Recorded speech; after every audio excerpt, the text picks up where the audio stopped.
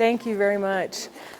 For today, we're going to be doing more of a workshop format rather than a open house presentation or a PowerPoint.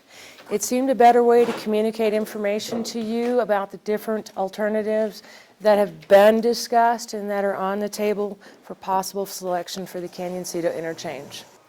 Our big purpose here today is to communicate the NEPA process, how context-sensitive solutions is a part of that in relationship to this project, and then explain to you the matrix. The fire station is having a drill today. They are going to be in the back parking lot. They have asked that we stay out of their way, so as long as we stay up front here, we'll be okay. Okay.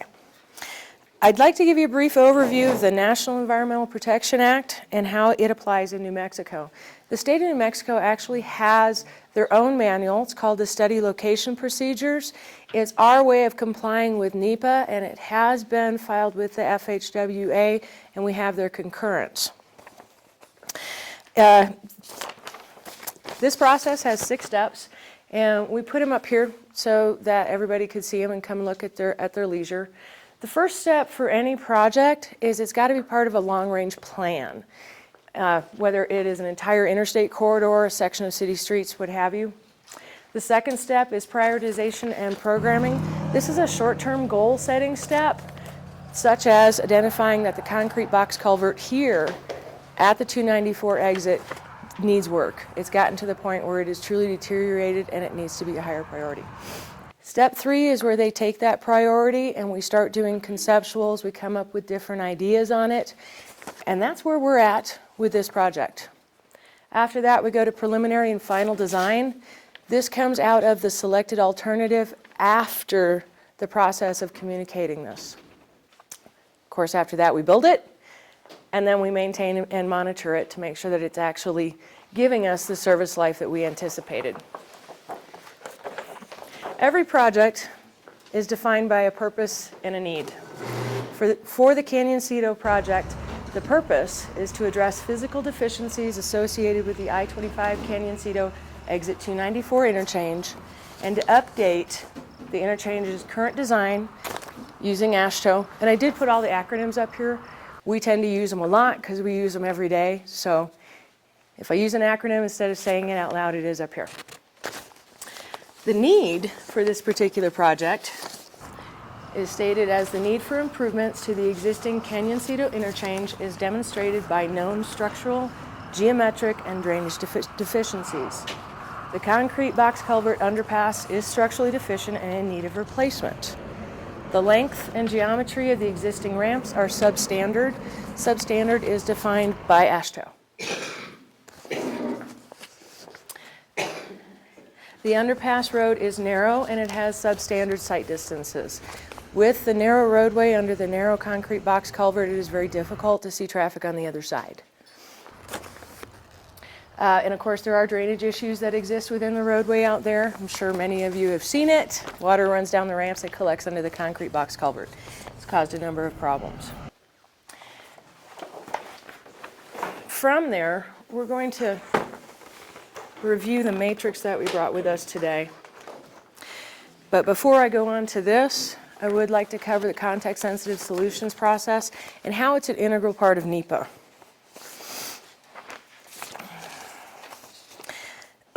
Context-sensitive solutions assist with identifying options such as a concrete box culvert that can be built with open wing walls to allow for structural treatment or to improve the visual harmony with the area by revegetating a hillside or a roadway embankment. The National Environmental Protection Act, on the other hand, assists us with more technical things, such as building a concrete box culvert that's 16 feet versus 16.6. 16 foot 6 inches is the NMDOT standard. So by lowering it a little bit, we can keep it in harmony of the area, but we're not violating design standards. There were a lot of comments that came out of the second meeting, and that's what prompted this workshop today. I'd like to share an overview of some of those so that you guys know why we are doing what we're doing today. Numerous comments were received from the second meeting, of which a significant percentage of those comments expressed a need to preserve the traditional community, historic setting, including emphasis on the Nuestra Señora de la Luz Church, the Glorieta Battlefield, and preserving private property. Numerous questions were received about the National Environmental Protection Act and how it relates to this project. There was some misunderstanding on how project decisions were made, so it's also something we're going to briefly talk about today. And a number of the comments received was about doing a smaller scale project for just the concrete box culvert. The comments from the second meeting generated an additional alternative. It's over here at the orange station.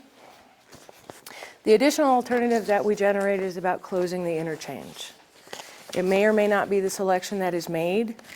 What it involves is rebuilding the concrete box culvert, doing some improvements to Sleeping Dog Road to eliminate the drainage and sight distance problems, taking the ramps off completely, and doing retaining walls. A vital part of the project study process is communicating with the public, especially the local community, communicating with the Federal Highway Administration, communicating with engineering consultants. In this particular case, PB is the prime engineering consultant for this project. The New Mexico Department of Transportation functional groups and departments. DOT is split up in a lot of departments. I'm a project development engineer. I talk to environmental, I talk to bridge, I talk to geotech. We bring all of this together to meet with these guys to make sure it's meeting federal standards, state standards, AASHTO. In conjunction with this process, and I already read this to you, I am so sorry. Neither NEPA or CSS can override federal, state, safety, or design standards, nor do they have the authority to override the engineer of record's professional judgment, and they can't require an engineer to design a project that they believe is not to ethical engineering standards. In other words, the final decision on any project rests with the licensed professional and lead agencies responsible for protecting public safety. In this particular instance, the final decision for the selected alternative of this project after receiving and responding to stakeholder comments rests with New Mexico DOT District 5 and Federal Highway Administration. There's a variety of mechanisms that we have tried to put in place in relationship to this project. District 5 has a public information officer, and she is available. District 5 has a website where they've been posting information as we have it available.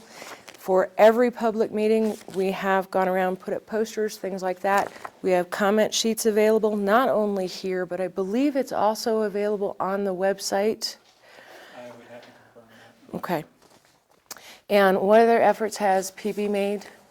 Well, this is the third in a series of public meetings, and with that, we always encourage spoken comments at the meeting. Those are recorded, and we also have comment forms that people can leave at the meeting or send in later, and people can contact Parsons Brinkerhoff or the district to provide comment and get them into the record.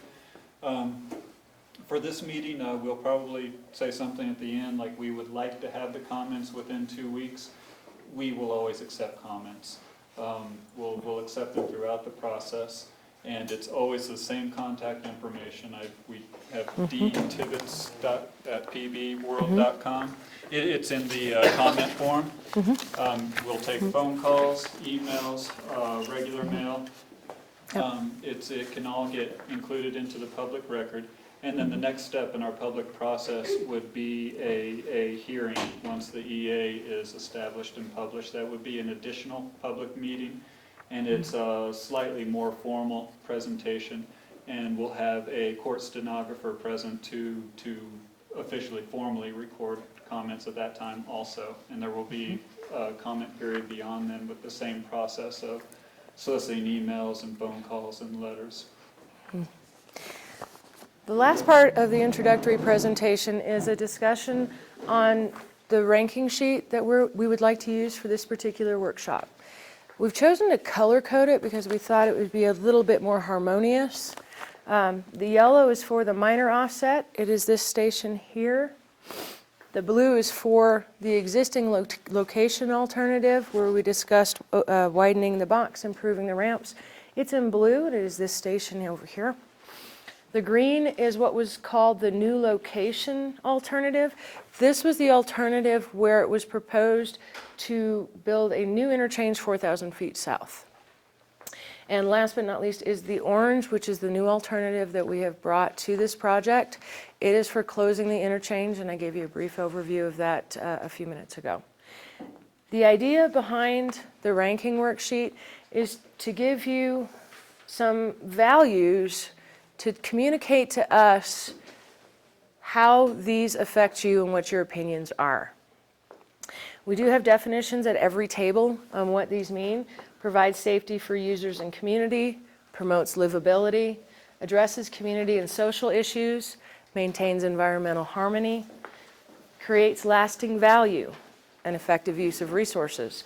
And there's 4 or 5 more here, and I'm sure you don't want or need me to read it to you. These workbooks are available on every single table. The organization here is 5 stations. We have 1 station for each alternative. We have 1 station at the back, which is a combination of context-sensitive solutions, which includes aesthetic treatments. We've brought a variety of options this time. Rather than an overview of the intent, we brought some options on what's really applicable to this area. Mr. Bill Hutchinson is our current resident expert on that, and he will be more than happy to answer your questions. For the environmental, we've brought back the viewshed analysis showing the battlefield and the individual battles and other cultural and historic property and natural resource information that Mr. Rick Wessel and Sharon will be helping with. Javier Martinez from District 5 will be the facilitator for the existing location station. Jeremy will be the facilitator for the minor offset option. We're missing a person. I do believe it is Jim Buckman, who is going to be our Mr. Green today for the major offset. And Jeff Fredine will be our facilitator today for the close interchange. We'd like to kind of separate everybody into roughly even-sized groups.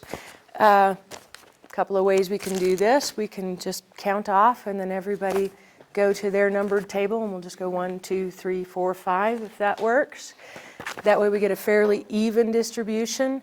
I would like to spend 15 to 20 minutes at each station. The facilitator will help walk you through using the matrix, or in the case of the environmental and aesthetics and context-sensitive solutions stations, they have a series of questions that they'd like to discuss with you and get your feedback on. Before we split into our groups, I would like to mention private property owner preservation is a very strong emphasis for the DOT. Alternatives have been proposed that talk about possible right-of-way takes. It's not our focus. It is not what we are looking to do. We are looking for a project that provides interstate safety and community harmony, not taking people's land. We prefer that to be an absolute last choice where we have no other alternative. We believe we have alternatives that are not going to take people's land. There is a little bit with this one. There is none with this one. So we've tried to keep that focus, as well as the church, the battlefield, all of the historical things, and people's lives. At this point, I would like to open it up just for a moment to the facilitators to see if there's anything that they would like to add to the introductory presentation before we split up. Jeremy? Bill? Javier? Rick? Sharon? Jim? Jeff? No, I'm all for splitting up. Okay.